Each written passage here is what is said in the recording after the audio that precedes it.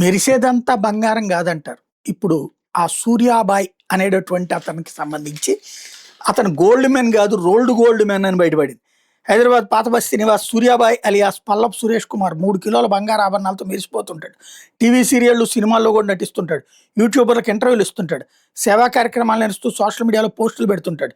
ఇదంతా చూసి జనాలు ఈ బంగారు బుల్లోడు చాలా రిచ్ అనుకునేవాళ్ళు. కానీ ఆదాయ పన్ను శాఖ అధికారులు మెరిసేదంతా బంగారం కాదని అతను రోల్డ్ గోల్డ్ మ్యాన్ అని తేల్చడంతో అవాక్కయ్యారు. ఈ మోసం మరో గోల్డ్ మ్యాన్ ఇచ్చిన సమాచారంతో బయటపడడం విశేషం. ఆదాయ పన్ను శాఖ అధికారులు తెలిపిన వివరాల ప్రకారం హైదరాబాద్ శ్రీలింగంపల్లికి చెందిన కొండా విజయ్ కుమార్ ఢిల్లీ విమానాశ్రయంలో ఒంటి మీద సుమారు 3 కిలోల బంగారు ఆభరణాలతో పట్టుబడ్డాడు. ఆదాయ పన్ను శాఖ అధికారులు అదుపులో తీసుకుని విచారిస్తే అందులో 1.4 కిలోల ఆభరణాలకు సరైన లెక్కలు చూపలేదు. అతడి సెల్ ఫోన్లో సూర్యాబాయ్ ఫోన్ నెంబరు, ఫోటోలు గుర్తించి హైదరాబాద్ ఐటీ అధికారులకు సమాచారం ఇచ్చారు. వాళ్ళు సూర్యాబాయిని పిలిపించి విచారణ జరిపారు. అతడు ఒంటి మీద 32 సెట్ల ఆభరణాలు ఉన్నట్టు గుర్తించి ప్రశ్నిస్తే పొంతనలేని సమాధానాలు చెప్పాడు. దీంతో వాటిని పరీక్షిస్తే అవన్నీ బంగారు పోత్తో తయారు చేసినట్టు తెలియదు. వాటి విలువ కేవలం 3 లక్షలేనని నిగ్గు తేల్చారు.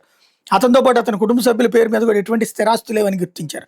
నెలకి 20,000 చెల్లిస్తూ అద్దీంట్లో ఉంటూ భూదందాల్లో వచ్చే కమిషన్తో కారు కొనుగోలు చేసినట్టు తెలుసుకున్నారు. పాపులారిటీ కోసమే గోల్డ్ మ్యాన్ అవతారం ఎత్తినట్టు అధికారులు చెప్తున్నారు.